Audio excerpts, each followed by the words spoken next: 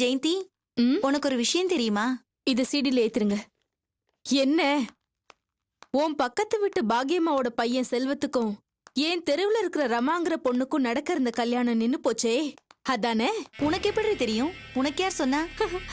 அந்த பையனை பத்தியும் அவங்க குடும்பத்தை பத்தியும் ரமா கிட்ட சொன்னதே நான் தான். என்னடி சொல்ற? ஏன் இப்படி செஞ்ச? ஓ, அந்த மோசமான குடும்பத்துல மாட்டிக்கிட்டு ரமாவோட வாழ்க்கை பாழாயிடக்கூடாதுங்கிற நல்லெண்ணத்துல தானே இப்படி செஞ்ச? இல்ல, ரமாவோட வாழ்க்கையை காப்பாத்தணுங்கிற நல்ல எண்ணத்துல நான் இத பண்ணல. இன்னொரு பொண்ணோட வாழ்க்கையை நாசமாக்கணுங்கிற வெறியில தான் நான் அப்படி பண்ணேன். என்னடி சொல்ற? எனக்கு ஒண்ணுமே புரியல. என் புருஷனோட தங்கச்சி அர்ச்சனாவுக்கும் அந்த செல்வத்துக்கும் கல்யாணத்தை பண்ணி வைக்கணும்னு நான் முடிவு பண்ணிட்டேன்.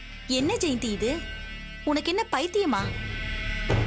செல்வத்தோட குடும்பத்தை பத்தி நல்லா தெரிஞ்சிருந்தோம் உன் நாத்தனார அங்க கட்டி கொடுக்கணும்னு ஆசைப்படுற. அந்த குடும்பத்துல வாக்கப்பட்டு போனா உன் நாத்தனார அர்ச்சனாவோட வாழ்க்கை நரகமா போயிடும்டி. போட்டும், அவ வாழ்க்கை நரகமா போகணும். அத பார்த்து அவங்க அம்மா துடிக்கணும். அதான் என்னோட ஆசை. ஏன் உன் மனசுல இப்படி ஒரு வன்மம்? ஏற்கனவே அந்த அர்ச்சனாவுக்கு எங்க அண்ணனோட கல்யாணம் முடிவு செஞ்சோம். ஆனா என் மாமியாக்காரி நல்லா படிச்சு வேலையில இருக்கிற மாப்பிள்ள தான் வேணும்னு கல்யாணத்தை நிறுத்திட்டா. என் அம்மாவை, என் அண்ணனை, எங்க குடும்பத்தையே அவமானப்படுத்திட்டா.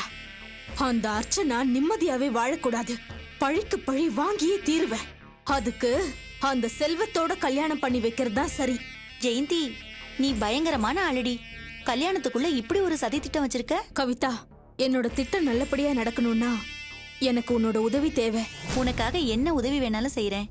என்ன செய்யணும்னு சொல்லு. வா, சொல்றேன்.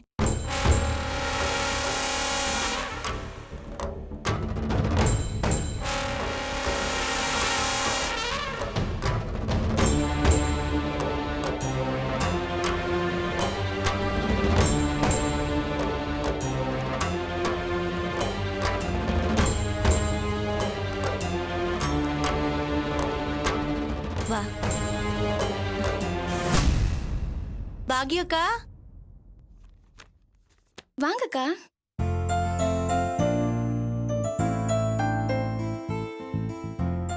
என்ன ராணி, காலேஜ் போல? ஸ்டடி ஹாலிடேஸ்க்கா. அம்மா இல்ல? இருக்காங்க. அம்மா, என்னடி? அம்மா பக்கத்து வீட்டு கவிதாக்கா வந்திருக்காங்க. இந்த வரேன். வாங்க. வா. வாமா கவிதா, நானே உன்னை வந்து பார்க்கணும்னு நினைச்சேன். நீயே வந்துட்ட. ஆமா, இவங்க யாரு? என்னக்கா, இவங்கள தெரியலையா? செல்வத்துக்கு பொண்ணு பார்க்க போகும்போது அட்ரஸ் மாதிரி இவங்க வீட்டுக்கு தானே வந்தீங்க? ஆ, ஆமா ஆமா, மன்னிச்சுக்கம்மா, எனக்கு கொஞ்சம் ஞாபகம் மறதி. பரவாயில்லம்மா, அதனால என்ன? ஒரு தடவை பார்த்தா யாரால தான் ஞாபகம் வச்சுக்க முடியும்? வாமா, உக்காருங்க. வா, பாய் விரிச்சு போடு. ம், உட்காருங்க. ஆமா, அன்னைக்கு செல்வத்துக்கு பொண்ணு பார்க்க போனீங்கல்ல, அவ செல்வத்தை கல்யாணம் பண்ணிக்க மாட்டேன்னு சொல்லிட்டாளமே. இந்த கல்யாணம் நடக்கிறது யாரு கண்ண உறுத்துச்சோ? எந்த படுபாவியோ எங்க செல்வத்தை பத்தியும் எங்க குடும்பத்தை பத்தியும் இல்லாத பொல்லாதையெல்லாம் சொல்லி அந்த பொண்ணு மனசையே கெடுத்துட்டான். நல்லாவே இருக்க மாட்டான் அவன். என் குடும்பத்துல யார பத்தி என்ன சொன்னாலும் எனக்கு கவலை இல்ல. ஆனா என் புள்ள செல்வம், அவனை போய் பொம்பளை பொறுக்க அப்படி இப்படின்ட்டாங்க. நீ ஏன் சொல்லு, என் புள்ள அப்படிப்பட்டவனா? சரி விடுங்கக்கா, யாரோ என்னமோ சொல்லிட்டாங்கன்னு வருத்தப்பட்டுக்கிட்டு அந்த பொண்ணுக்கு நம்ம செல்வத்தை கட்டிக்கிறதுக்கு கொடுத்து வைக்கல. நானும் அந்த மாதிரி நினைச்சுதான் சமாதானப்படுத்திட்டேன். இருந்தாலும் 4 பேர் வந்து உன் புள்ள சம்பந்தம் தட்டி போயிடுச்சான்னு கேக்குறச்சே என் மனசு ரொம்ப சங்கடப்படுது. அம்மா, நீங்க தப்பா நினைச்சுக்கலன்னா நான் ஒண்ணு சொல்லட்டா? ஒரு வாட்டி கல்யாணம் தடப்பட்டதுக்கே நீங்க இவ்ளோ வருத்தப்படுறீங்க. எங்க வீட்ல எங்க நாத்தனாருக்கு ஏகப்பட்ட மாப்பிள்ளைங்க வந்து பாத்துட்டு போய் பேசி முடிவு பண்ணிட்டு கடைசியில தட்டி கழிச்சிருவாங்க. அப்போ நாங்க எவ்வளவு வருத்தப்படணும்? ஆமா, பொண்ணுக்கு என்ன குறை?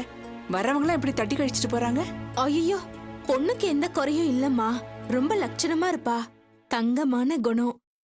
வீட்ல ஒரு நிமிஷம் கூட சும்மா இருக்க மாட்டா. எல்லா வேலையும் அவளே இழுத்து போட்டுக்கிட்டு செய்வா. யாரு என்ன வேலை சொன்னாலும் அதையும் செய்வா. பெரியவங்கன்னா அவ்வளோ மரியாதை. இப்படி ஒரு நல்ல பொண்ணுக்கா மாப்பிள்ள அமைய மாட்டேங்குது. என்னம்மா பண்றது? எல்லாத்துக்கும் என் மாமியார் தான் காரணம். பெத்த தாயே பொண்ணோட கல்யாணத்துக்கு இடைஞ்சலா இருக்கிறது எங்க வீட்ல தான் நடக்குது. என்னம்மா சொல்ற? பெத்த தாயே பா, ஏன் அப்படி பண்றாங்க? ஹம், உங்களுக்கு புரியுதுமா? என் மாமியாருக்கு புரியலையே. என் நாத்தனா படிக்காதவ, என் மாமியார் என்னவோ நல்லா படிச்சு உத்தியோகத்துல இருக்கிற மாப்பிள்ளைய தான் கல்யாணம் பண்ணி வைப்பேன்னு ஒத்த கால்ல நிக்கிறாங்க. இந்த காலத்துல யாருமா அப்படி வருவா? நீங்களே சொல்லுங்களேன். அதானே. ச்சே, பாவம் அந்த பொண்ணு. வீட்டுக்கு மூத்த மருமகளா இருந்துகிட்டு என்னால எதையும் செய்ய முடியலங்கிறத நினைச்சா ரொம்ப வருத்தமா இருக்குமா.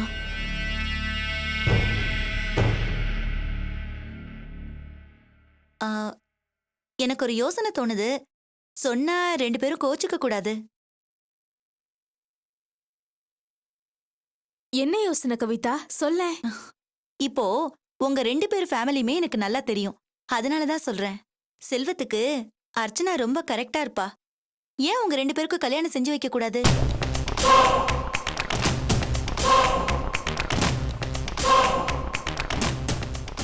ஏய், என்னடி சொல்ற? ஆமா ஜெயந்தி, அர்ச்சனாவுக்கு படிப்பு தான் இல்லையே தவிர அவளுக்கு சீர்லாம் நல்லாவே செய்வீங்க. உன் சம்பளம், உன் நாத்தனார் சம்பளம், உன் புருஷன் சம்பளம் எல்லாத்துலயும் அவளுக்கு நகை செஞ்சிருக்கிறதா நீயே சொல்லியிருக்க. இவ்ளோ நகையோட இவங்க வீட்டுக்கு வந்தா நம்ம அக்காவுக்கும் பெருமை, சந்தோஷம். வேணும்னா அந்த நகையெல்லாம் எடுத்து ராணி கல்யாணத்துக்கு கூட யூஸ் பண்ணிக்கலாம். அர்ச்சனா எதுவும் சொல்ல மாட்டா. அவ்வளோ நல்ல குணம் அவளுக்கு.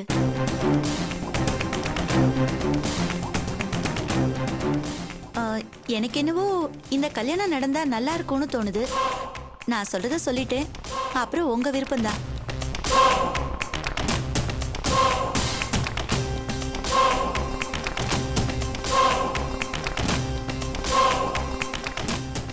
நீ சொல்றதெல்லாம் சரிதான். இதெல்லாம் நடக்கணுமே. நாம ஆசைப்பட்டா போதுமா? என் மாமியார் மனசு வைக்கணுமே. அப்போ காலம்பூரா அர்ச்சனாவுக்கு கல்யாணமே செஞ்சு வைக்காம உங்க வீட்ல கன்னியாவே வச்சிருக்க போறீங்களா? நான் என்னடி செய்ய முடியும்? எல்லாம் அவ தலையெழுத்து. ஆ, நீ மனசு வச்சா அர்ச்சனாக்கும் செல்வத்துக்கும் கல்யாணம் செஞ்சு வைக்க முடியும். நானா? என்னால எப்படி முடியும்? என் மாமியார் வேற நல்லா படிச்சு உத்தியோகத்துல இருக்கிற மாப்பிள்ளைய தான் கல்யாணம் பண்ணி வைப்பேன்னு ஒத்த கால்ல நிக்கிறாங்க. செல்வம் படிக்காதவரு, மெக்கானிக் வேலை வேற பாக்குறாரு. எப்படி முடியும்? ஐயோ, நீ என்னடி உங்க மாமியார் மாதிரியே பேசுற? மெக்கானிக்னா என்ன சாதாரண விஷயமா? அதுவும் செல்வம் சொந்தமா கடை வச்சிருக்காரு.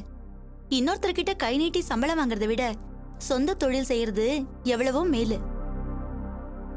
1000 பொய் சொல்லி ஒரு கல்யாணத்தை செய்யன்னு சொல்லுவாங்க. நம்ம ஒரு சின்ன பொய் சொல்லி செல்வத்துக்கும் அர்ச்சனாக்கும் கல்யாணத்தை செஞ்சு வச்சிடலாம். என்ன போய் சொல்ற? செல்வம் மெக்கானிக் இல்ல, மெக்கானிக்கல் இன்ஜினியர்னு உன் மாமியார் கிட்ட போய் சொல்லிடுவோம்.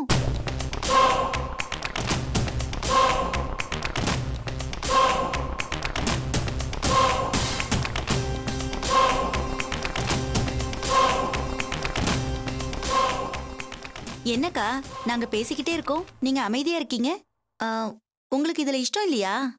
ஐயோ, இல்ல கவிதா, எனக்கு இந்த சம்பந்தத்துல இஷ்டம் இல்லாம இல்ல. பொய் சொல்றதுல ஒன்னும் தப்பு இல்ல. ஆனா பையன் இதை எப்படி எடுத்துப்பான்னு.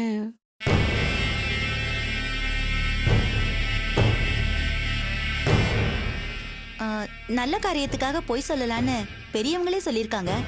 பொய் சொல்றதுனால யார் வாழ்க்கையும் கெட்டு போறது இல்லையே.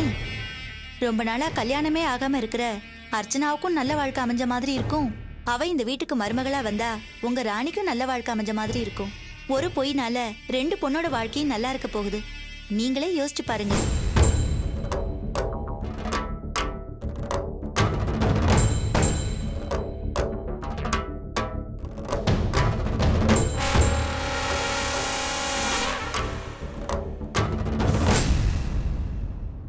என்ன யோசிக்கிறீங்க? அதிர்ஷ்டம் எப்பயாவது தான் கதவை தட்டும். தட்டும்போது விட்டுறாதீங்க.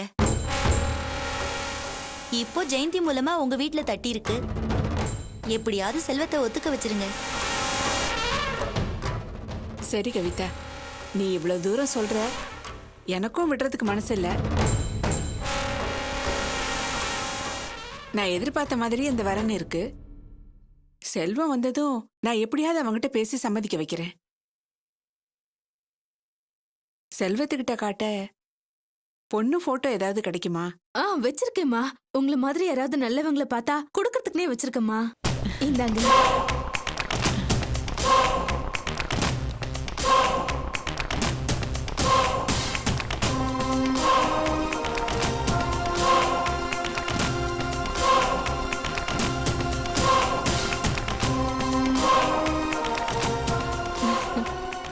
பொண்ணு மகாலட்சுமி மாதிரி இருக்கா. அம்மா நான் பாத்துட்டு தரேம்மா. இந்த சரி, செல்வத்துக்கிட்ட காமிச்சு ஒரு நல்ல முடிவா சொல்லுங்க. மேற்படி விஷயத்த அப்புறமா பாத்துக்கலாம். அப்ப நாங்க கிளம்புறோம். என்னம்மா வந்து காஃபி கூட சாப்பிடாம போறீங்க? போய் காஃபி போட்டு ஐயோ, எடுத்துட்டு வாடி. அதெல்லாம் வேண்டாங்க. நல்ல பதிலா சொல்லுங்க. அப்புறம் விருந்தே சாப்பிடுறோம்.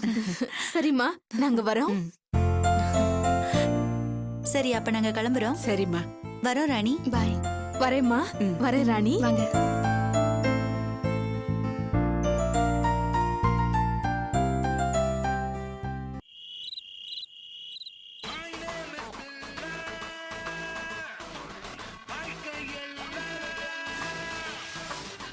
பாப்பா செல்வம். இந்தா நான் இந்தாங்கம்மா இன்னைக்கு கலெக்ஷன். ம். நாளைக்கு இந்த கிரீஸ் நட்டு போட்லாம் வாங்கணும். ஒரு 300 ரூபாய் வேணுமா? இந்தாப்பா. ம். சரி, நீ ம். போய் ட்ரெஸ் எல்லாம் மாத்திட்டு வா. உங்ககிட்ட ஒரு சந்தோஷமான விஷயம் சொல்லணும். ம்.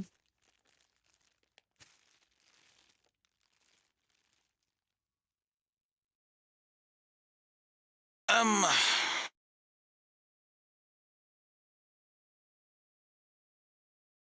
இந்தாப்பா சாப்பிடு. என்னம்மா ஏதோ சந்தோஷமான விஷயம் சொல்லணும்னு சொன்னீங்க, சாப்பிடும்போது கூட சொல்ல. என்னது? வந்து நம்ம பக்கத்து வீட்டு கவிதா இல்ல, இன்னைக்கு உனக்கா ஒரு நல்ல வரன் கொண்டு வந்திருந்தா. நம்ம குடும்பத்துக்கு ஏத்த பொண்ணு. சீர்வரிசையெல்லாம் நம்ம நினைச்சு பார்க்காத அளவுக்கு சிறப்பா செய்வாங்களாம். பொண்ணு ஓடி ஆடி வீட்டு வேலையெல்லாம் நல்லா பண்ணுவான்னு சொன்னா. உனக்கும் பொருத்தமான ஜோடிதானா? என்னப்பா சொல்ற? என்னம்மா நீங்க? அந்த முதல் சம்பந்தத்துல ஏற்பட்ட அவமானமே இன்னும் ஆறல. அதுக்குள்ள இன்னொரு சம்பந்தம் ஒண்ணு. இல்லப்பா செல்வம். வேண்டாம்மா, எனக்கு மனசே சரியில்லை. இன்னும் கொஞ்ச நாளைக்கு இந்த மாதிரி சம்மந்தம் பார்க்குற வெள்ளம் விட்டுருங்க. நானும் அப்படித்தான்ப்பா இருந்தேன். ஆனா நல்ல சம்பந்தம் வீடு தேடி வரும்போது வேணான்னு சொல்ல முடியுமா? பொண்ணோட அண்ணியே வீடு தேடி வந்து எல்லா விவரத்தையும் சொல்லி பொண்ணோட போட்டோவையும் கொடுத்துட்டு போயிருக்காங்க. சும்மா சொல்லக்கூடாது. பொண்ணு மகாலட்சுமி மாதிரி இருக்கா. நீ ஒரு தடவை பொண்ணு போட்டோவை பாரு. உனக்கு பிடிக்கலன்னா வேண்டாம், விட்டுடுவோம். ராணி, என்னம்மா? அந்த பொண்ணோட போட்டோ எடுத்துட்டு வாமா. சரிம்மா.